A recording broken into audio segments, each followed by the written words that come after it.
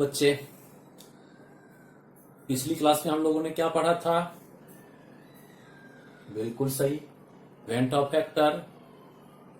आज event of factor ही पढ़ेंगे, मगर पिछली क्लास में सिर्फ 2 टॉपिक कवर हुआ था। कौन सा 2 टॉपिक था? व्हेन 100% डिसोसिएशन और लेस देन 100% डिसोसिएशन।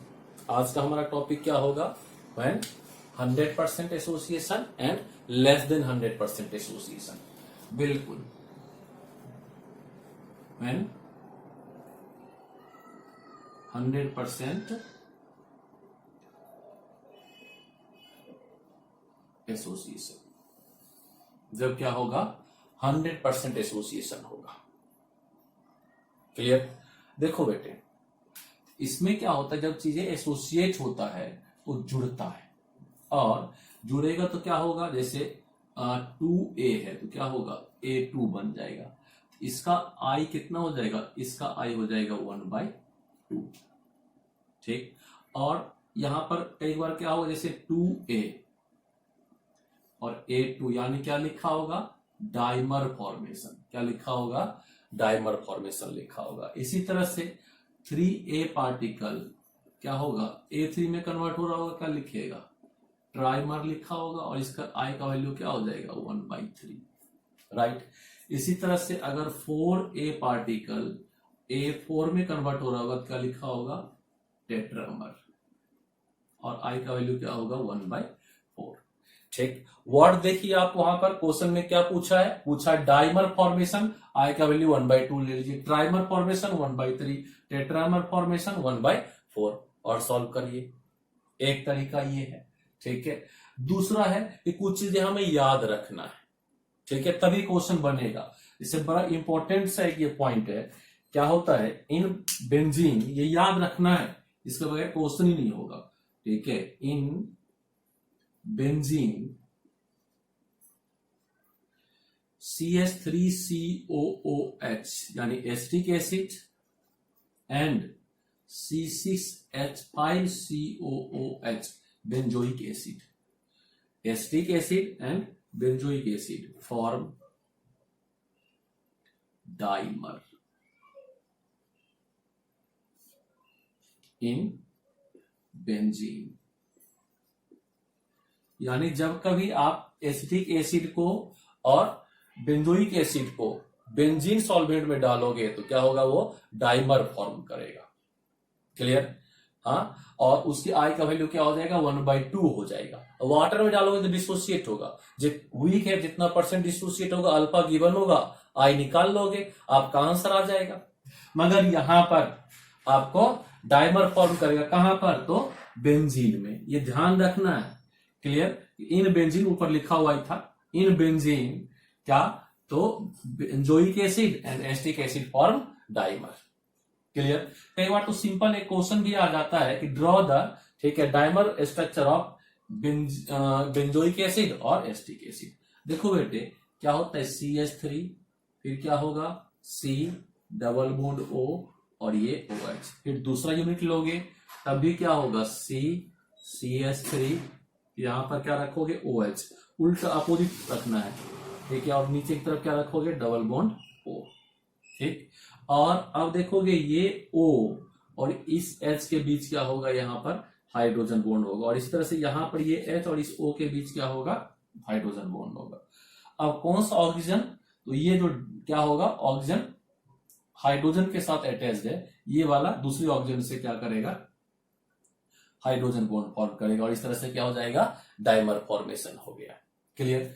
अब कहोगे सर बेंजोइक एसिड अगर दे दिया, आप इसको क्या करो? C6H5 C double bond O और OH ले सकते हो। फिर क्या लिखोगे? यहां पर C, यहां पर क्या लेना होगा? OH, और नीचे क्या रखोगे? डबल बॉन्ड O, अपोजिट लेके चलना है ना। C6H5 यानी OH और O अपोजिट में रखेंगे, और यहां पर क्या हो गया? ये हाइड्रोजन बॉन्ड का फॉर्मेशन हो गया।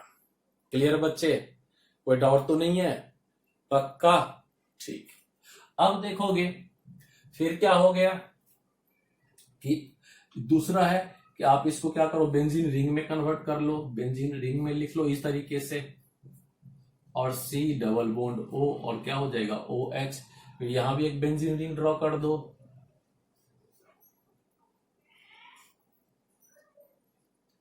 क्या होगा फिर सी, ऊपर क्या रखोगे OH और नीचे क्या रखोगे डबल बॉन्ड O। फिर वही बात अपोजिट, और इसको क्या करेंगे ज्वाइन कर देंगे। इस तरह से क्या हो गया, कई बार एक मार्क्स से क्वेश्चन आ भी जाता है कि इस तरह से आप ड्रॉ कर दीजिए hydrogen bonding with benzoic acid and क्या चीज एसिटिक एसिड। हो गया ठीक। अब देखो इस पे क्या क्वेश्चन आ सकता है, सिंपल क्वेश्चन है कि calculate depression in freezing point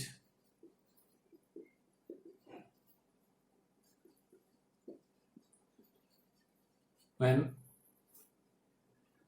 0.1 molar acetic acid CH3COOH present in 0.1 molar है बच्चे, 0.1 molar acetic acid present in benzene. हो गया। और फिर क्या होगा KF of benzene, KF of क्या चीज बेंजीन गिवन होगा। ठीक है, क्या होगा 5.2 क्या केल्विन केजी पर मोल, केल्विन केजी पर मोल, केल्विन केजी पर मोल। इस तरह से गिवन है बच्चे, क्लियर। अब देखो हमारे पास क्या क्या डाटा गिवन है और क्या क्या हमें अपने आप ऑब्टेन करना है। ठीक, देखोगे फाइंड क्या करना है आपको, ये पता है कि डेल्टा TF और TF जो कुछ दे दे इसको इरेज करते हैं बेटे। ठीक है, क्या होगा क्वेश्चन हमारे पास है, गिवन हमारे पास क्या क्या है ये देखते हैं। तो मोलैलिटी है 0.1, KF का वैल्यू है 0.5 ये सॉरी 5.2 केल्विन केजी पर मोल, केल्विन केजी पर मोल। ठीक है बच्चे। और अब इसमें हमें क्या चाहिए होगा आई क्या होता है, आई हो जाएगा 1/2, लिख देंगे H क्या CH3COOH फॉर्म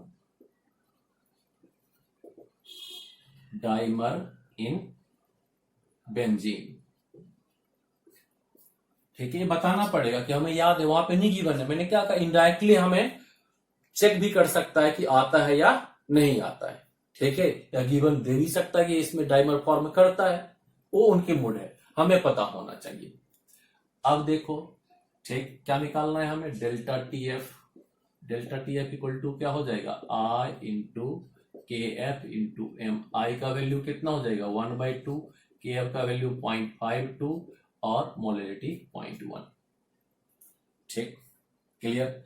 अब इसको आप सॉल्व कर रही है, कितना आ जाएगा भाई ये, हाँ छोटा सा कैलकुलेशन है, कितना हो जाएगा ये, कैंसिल हो गया 2 जब 4 पॉइंट कितना 2.6 और 0.1 क्या होगा 0.26, क्लियर, केल्विन 0.26 डेल्टा TF।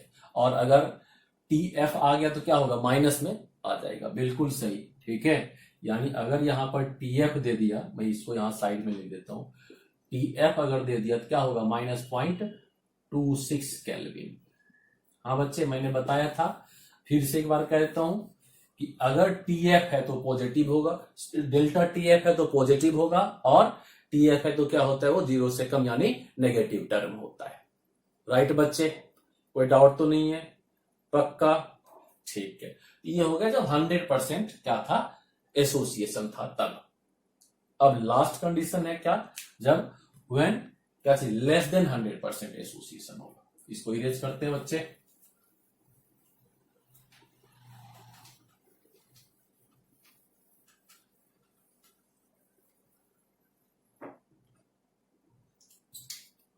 क्या रहा है लेस देन 100% एसोसिएशन, जब 100% से कम एसोसिएशन हो रहा होगा।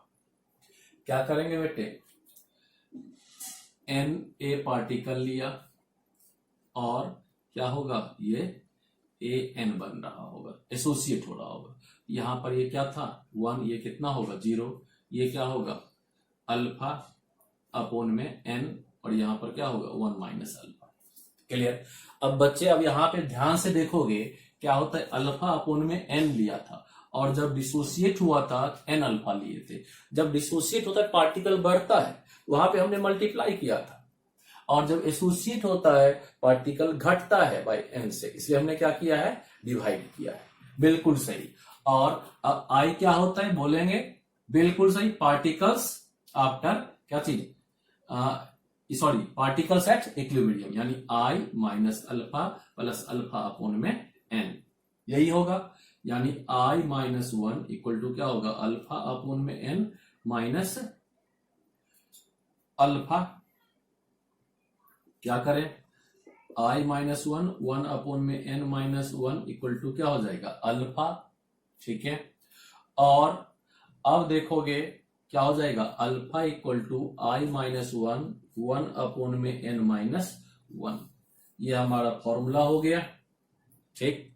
और अब ये अल्फा क्या है यहां पर, डिग्री ऑफ डिसोसिएशन, नहीं, क्या है ये डिग्री ऑफ एसोसिएशन, क्या है डिग्री ऑफ एसोसिएशन, राइट।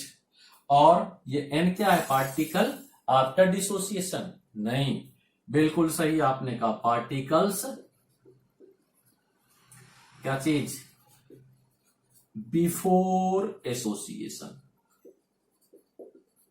ध्यान रखिएगा बच्चे, मैं यहां बता दूं, यहां पे गलती क्या हो जाती है कि आफ्टर पार्टिकल डिसोसिएशन का लेते हैं आफ्टर द डिसोसिएशन, और यहां पर पार्टिकल क्या लेते हैं before the association, before the association यहां पर, और जब डिसोसिएशन था तो क्या लिया था हमने after the dissociation.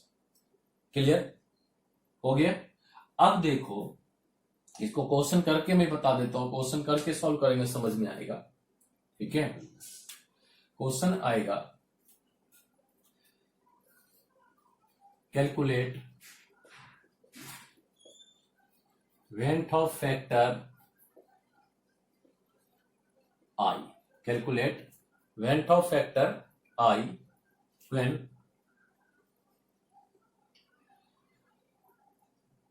when acetic acid CH3COH associate up to 25%, associate up to 25%। Clear. ये क्वेश्चन दे दिया। अब देखो बेटे हमें क्या निकालना है, वेंट ऑफ फैक्टर आई निकालना है, और क्या हो रहा है एसोसिएट। यहां भी हमें याद ही रखना है कि एसिटिक एसिड है तो क्या हो जाएगा वो डाइमर फॉर्मेशन होगा। ठीक है।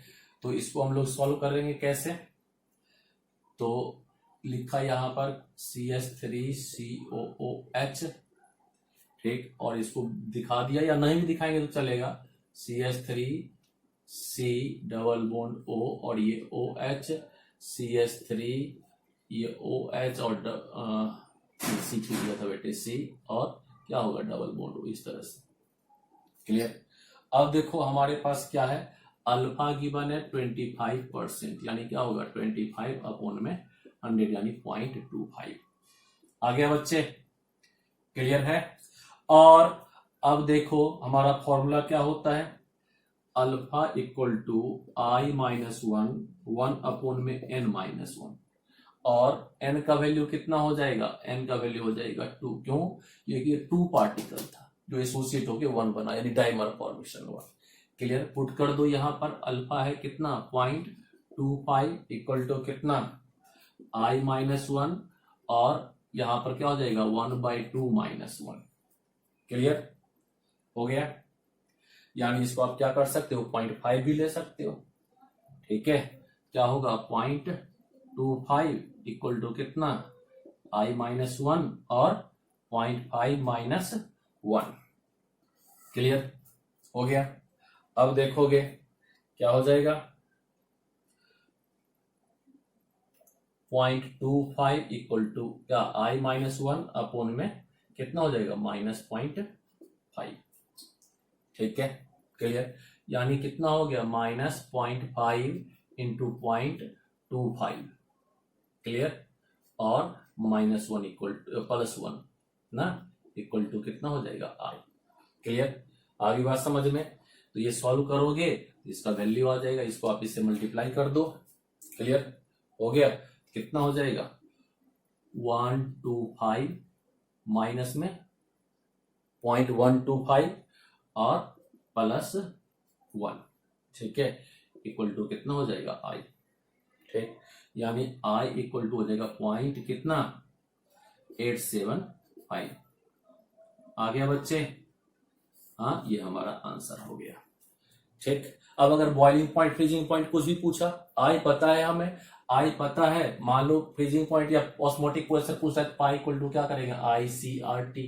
आई पता है, सी पता गिवन होगा, आर और टी। आर आपको याद रखना है, गैस कांस्टेंट, टेम्परेचर गिवन होगा, नहीं होगा 298 केल्विन लेंगे, सॉल्व करके आंसर बताएंगे, क्लियर।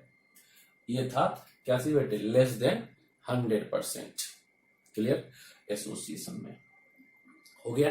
अब देखिए यहां पे एंड नहीं हुआ, एक और पार्ट रह गया है, वो क्या था, from experiment, went Hoff factor from experiment, उसको कंप्लीट करते हैं, फिर आज ही हमारा चैप्टर एंड हो जाएगा सॉल्यूशन का। फिर न्यूमेरिकल का काम बचेगा, ये मत चाहिएगा सर न्यूमेरिकल नहीं कराएंगे, न्यूमेरिकल कराऊंगा इसके बाद, ये टॉपिक एंड होगा आज। हो गया बच्चे, इसको इरेज करते हैं। ध्यान में रखना है बेटे, क्या ध्यान में रखना है कि एसोसिएशन में क्या होता है, पार्टिकल्स बिफोर द एसोसिएशन लेते हैं और डिसोसिएशन में पार्टिकल आफ्टर द डिसोसिएशन लेते हैं। एक बार फिर से याद करते हैं, डिसोसिएशन जब भी होगा पार्टिकल्स आफ्टर डिसोसिएशन लेंगे, और एसोसिएशन जब भी होगा तो पार्टिकल्स बिफोर द एसोसिएशन लेंगे, तब क्वेश्चन बनेंगे, क्लियर। अब देखोगे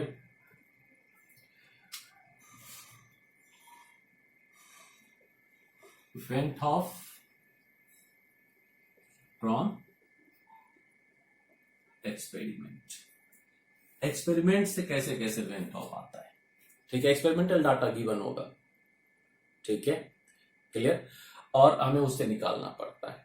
तो ये है इसका I equal to van't Hoff factor I equal to observe CP colligative properties upon में कैलकुलेटेड कॉलिगेटिव प्रॉपर्टीज, राइट।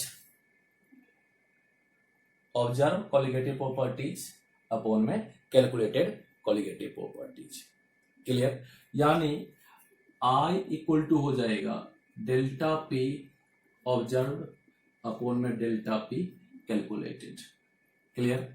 या हो सकता है क्या चीज, डेल्टा TB ऑब्जर्व्ड अपॉन में delta TB calculated equal to delta TF observed upon में delta TF calculated. या आप जो भी, मतलब कोई इक्वल नहीं है, कोई भी फॉर्मूला ये आई के लिए आप अप्लाई कर सकते हो, ठीक है। क्या हो जाएगा, पाई ऑब्जर्व अपॉन में पाई कैलकुलेटेड, क्लियर। हाँ, कैलकुलेटेड जो आप कैलकुलेशन से ला रहे हो, और ऑब्जर्व जो वहां पर गिवन है कि इतना हमने ऑब्जर्व किया है, तो उसका वेंट ऑफ फैक्टर आई बता दो कितना हो रहा है, या उसका बॉइलिंग पॉइंट कितना हो रहा है, एलिवेशन बॉइलिंग पॉइंट कितना हो रहा है, फ्रीजिंग पॉइंट कितना हो रहा है, या उसका मॉलिक्यूलर मास कितना होगा, ठीक है। इस तरह से आप पहले क्या करेंगे, आई निकालेंगे, फिर आगे प्रोसीड करते जाएंगे फॉर्मूला यूज करके, क्लियर। और एक तरीका है, वो क्या है, आई निकालने का क्या होता है, मोलर मास कैलकुलेटेड अपॉन में मोलर मास ऑब्जर्व। देखिएगा जब भी कभी क्या था, कॉलिगेटिव प्रॉपर्टीज था, तो क्या था, ऑब्जर्व का वैल्यू ऊपर था और कैलकुलेटेड वैल्यू नीचे था। मगर जब आई आया किससे, मॉलिक्यूलर मास से, तो क्या हो गया, मॉलिक्यूलर मास कैलकुलेटेड ऊपर हो जाएगा और ऑब्जर्व नीचे हो जाएगा, क्लियर हो गया। यहां भी गलती हो जाती है, बच्चों से उल्टा करके आ जाते हैं, ठीक है। इसको आप उल्टा नहीं करेंगे, कॉलिगेटिव प्रॉपर्टी जब भी होगा तो क्या होगा बच्चे, ऑब्जर्व ऊपर होगा, और मॉलिक्यूलर मास जब भी होगा तो क्या होगा, ऑब्जर्व नीचे होगा, ऐसे याद कर लीजिए, क्लियर हो गया। अब ऐसा क्यों, ऐसा क्यों, इसका भी आंसर है, ठीक है, इसका एक्सप्लेनेशन है, उसको हम लोग एक सब टॉपिक लिखते हैं। वो टॉपिक क्या है, प्रॉपर्टीज ऑफ कॉलिगेटिव प्रॉपर्टीज। क्या है, प्रॉपर्टीज ऑफ